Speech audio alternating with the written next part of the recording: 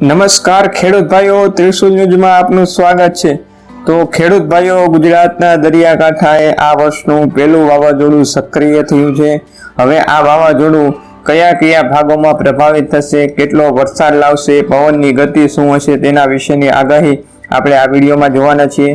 તો ખેડૂત ભાઈઓ, જો તમે અમારી ચેનલની અંદર નવા છો અને તમે ખેડૂત સમાચાર તેમજ હવામાનની આગાહી મેળવવા માંગો છો તો અમારી આ ચેનલ ત્રિશુલ ન્યૂઝને નીચે રહેલું જે લાલ કલરનું બટન છે એના ઉપર સબસ્ક્રાઇબ કરી દેજો અને બાજુમાં રહેલ ઘંટડી છે એની ઉપર પણ દબાવી દેજો।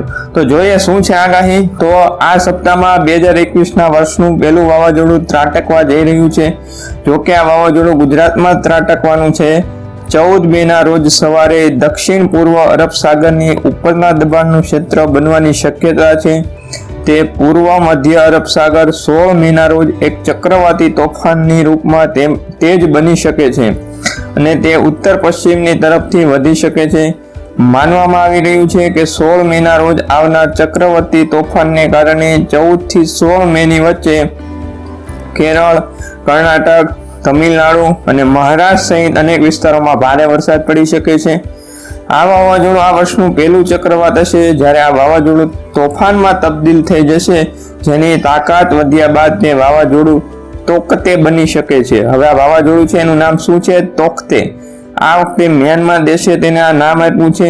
શક્યતા છે કે આ વર્ષનું પહેલું વાવાઝોડું 20 મેના રોજ ગુજરાતના કચ્છ વિસ્તારમાંથી પસાર થઈ શકે છે। ભારતીય મોસમ વિભાગના અનુસાર આ વખતના વાવાઝોડાના અલગ અલગ મોડેલ છે। કેટલાક મોડેલ બતાવે છે કે આ વાવાઝોડું ઓમાનના કિનારા પરથી પસાર થઈ શકે છે, તો કેટલાક મોડેલ દક્ષિણ પાકિસ્તાન તરફ ઇશારા કરે છે, જેનો મતલબ એ જ હશે કે આ વાવાઝોડું ગુજરાતના કેટલાક ભાગોને પ્રભાવિત કરશે। ગુજરાતમાં 19 અને 20 મેના રોજ તોકતે વાવાઝોડું સૌરાષ્ટ્ર અને કચ્છમાં ત્રાટકવાની સંભાવના છે અને 35 થી 40 કિલોમીટરની સુધીની ઝડપે પવન ફૂંકાઈ શકે છે। 19 મેના રોજ સૌરાષ્ટ્રના દરિયાકાંઠા પર વાવાઝોડું ફૂંકાવાની હાલના તબક્કે સંભાવના છે। સાથે જ વાવાઝોડાના કારણે ગુજરાતમાં 30 થી 40 કિલોમીટરની ઝડપે પવન ફૂંકાવાની પણ શક્યતા છે। તો ગુજરાતની અંદર જે વાવાઝોડું આવી રહ્યું છે તોકતે, એના વિશેની જે આગાહી હતી તે કયા કયા વિસ્તારમાં પ્રભાવિત થશે એની આપણે માહિતી જોઈ। તો ખેડૂત ભાઈઓ, જો તમને વિડીયો ગમ્યો હોય તો વિડીયો લાઈક કરી દેજો અને અન્ય ખેડૂત ભાઈઓને પણ આ શેર કરી દેજો, જેથી તે ખેડૂત વિશેની માહિતી મેળવી શકે।